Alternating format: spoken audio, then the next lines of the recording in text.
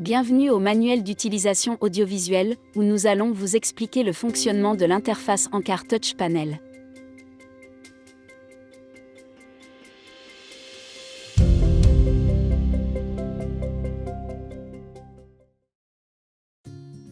Voici l'écran principal du panneau tactile. Le premier champ est le profil utilisateur. Il s'agit d'une option sélectionnable dans laquelle les différents paramètres de travail des instruments, pour chacun des profils, seront enregistrés. Le nom de chaque profil est modifiable depuis l'écran de configuration. Ici, nous avons également le nom de la clinique, la date et l'heure. Ces informations seront toujours disponibles en haut de l'écran.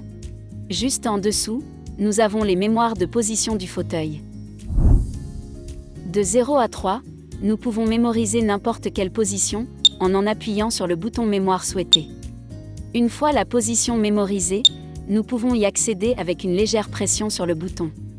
La dernière mémoire correspond au retour au crachoir. Celui-ci est utile quand cracher est nécessaire.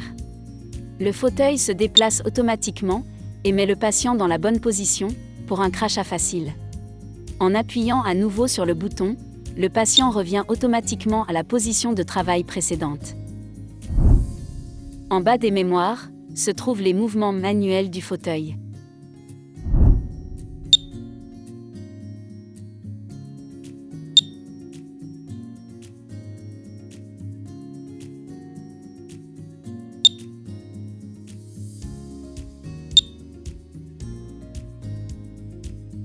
Enfin, en bas de l'écran, nous retrouverons les fonctions suivantes.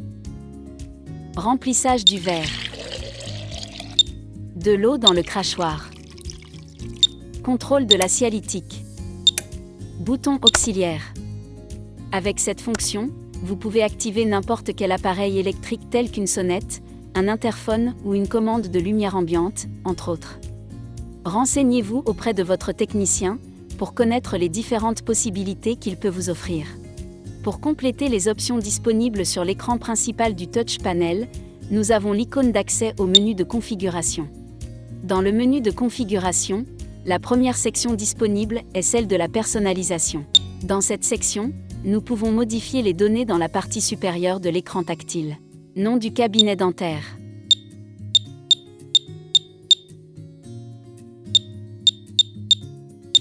La date.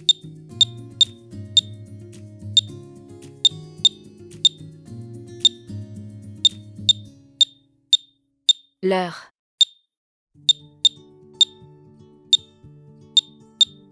Les noms d'utilisateurs.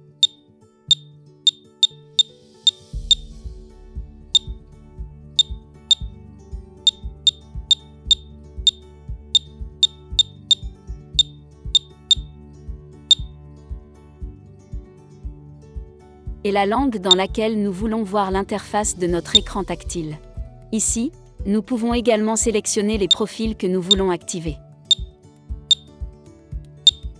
Vous pouvez également voir les statistiques de l'équipe. Ceux-ci peuvent être consultés dans le menu de configuration. Ici, vous pouvez voir les statistiques suivantes. Les statistiques des mouvements du fauteuil.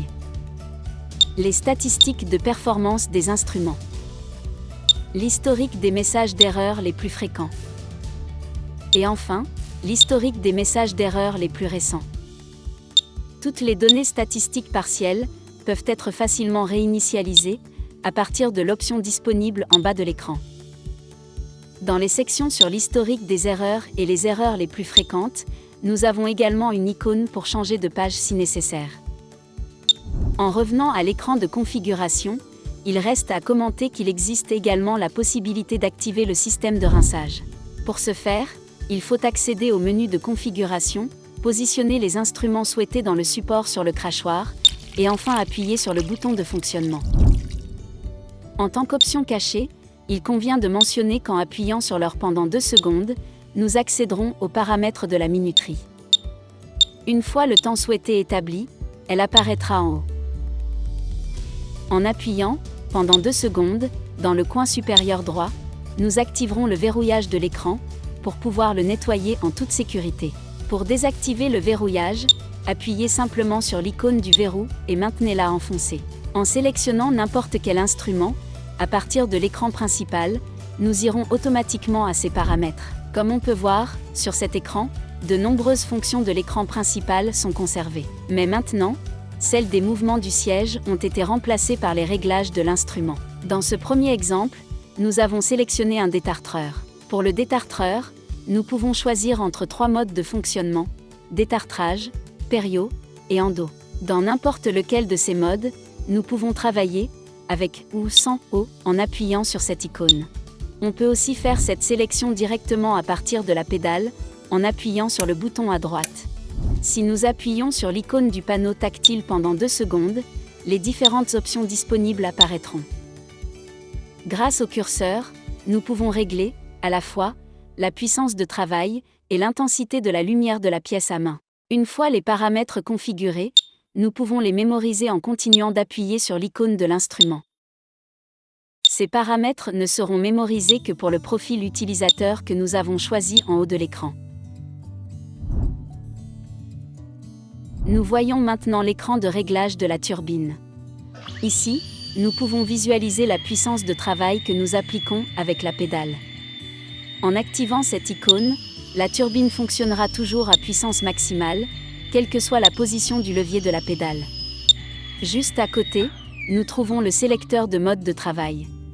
Comme pour tous les instruments, depuis le panneau tactile ou la pédale, à chaque pression, nous alternerons entre les différentes options disponibles, qui sont désormais 4. Seulement rotation. Avec spray. Avec de l'eau. Avec fonction de soufflage. Un appui sur le sélecteur pendant 2 secondes ouvre le menu déroulant avec les 4 options que nous avons vues, plus une 5e, à savoir la fonction autosoufflante. Cette fonction détermine combien de temps nous voulons que l'instrument continue à expulser de l'air après avoir travaillé. Cette fonction est très utile si l'on veut éviter l'utilisation de la seringue après d'avoir travaillé avec l'instrument. Maintenant, il est temps de parler du micromoteur à brosse. Sur cet écran, nous pouvons personnaliser la limite de révolution maximale du micromoteur, au moyen du curseur, ou en entrant la valeur numérique manuellement. Le bouton « Max » fera tourner le micromoteur aux révolutions maximales que nous avons définies. L'option suivante concerne l'inversion de rotation. Nous pouvons l'activer à la fois, à partir du panneau tactile, et en appuyant sur l'un des mouvements de la pédale. Il est également important de savoir que pour que les révolutions affichées sur l'écran soient égales au réel, il faut prendre en compte le facteur du contre-angle avec lequel on travaille. Pour ce faire, nous pouvons choisir le type de contre-angle que nous utilisons dans cette liste déroulante. Cette liste est personnalisable, mais la configuration ne peut être effectuée que par un technicien officiel qualifié par Ancar. Enfin, nous pouvons sauvegarder les paramètres établis avec la même procédure que les autres instruments. Maintenant, nous expliquons les micromoteurs à induction. Plus précisément, le modèle MCX. Sur cet écran, nous pouvons faire les mêmes ajustements que nous avons vus avec le micromoteur à brosse, à la différence que maintenant, chaque profil d'utilisateur pourra mémoriser jusqu'à 10 configurations différentes. Pour ce faire, nous utiliserons la même procédure qu'avec les autres instruments. Une fois mémorisé, on peut facilement identifier la mémoire en éditant son nom par un appui long sur le bouton.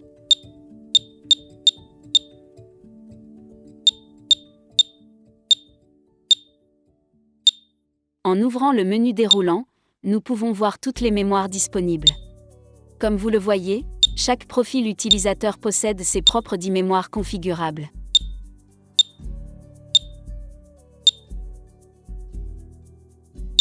Il est à noter que si nous avons 2 micromoteurs à induction dans le même équipement, ils partageront les mémoires de configuration, tout comme le modèle présenté ci-dessous, le MX2. Le micromoteur MX2 est un peu différent, car nous avons la possibilité de définir un couple limite.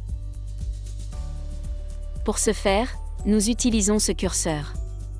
La manière dont l'équipe agit, lorsqu'elle atteint le couple maximal établi, dépendra de la façon dont nous travaillons. Nous avons 2 options, opérationnelle et endo, et nous pouvons les basculer en appuyant sur ce bouton. tant que le mode fonctionnement est sélectionné, et lorsque le micromoteur atteint le couple limite configuré, il s'arrêtera immédiatement, jusqu'à ce que vous appliquiez une force inférieure au couple établi. Lorsque nous sélectionnons le mode endo, nous pouvons voir que les options d'inversion et de mode de travail sont désactivées. Contrairement au mode opérationnel, en mode endo, lorsque nous atteignons la limite de couple, le micromoteur commence immédiatement à tourner dans le sens opposé, et le fera jusqu'à ce que nous arrêtions de travailler avec la pédale. Lorsque nous actionnons à nouveau la pédale, le micromoteur tourne à nouveau dans le bon sens. Chaque mode de fonctionnement contient ses propres 10 mémoires de configuration. On peut donc dire que nous avons 20 mémoires personnalisables pour chaque profil utilisateur. Merci d'avoir suivi ce cours audiovisuel sur les fonctions et programmation de notre écran tactile. Merci beaucoup et à bientôt.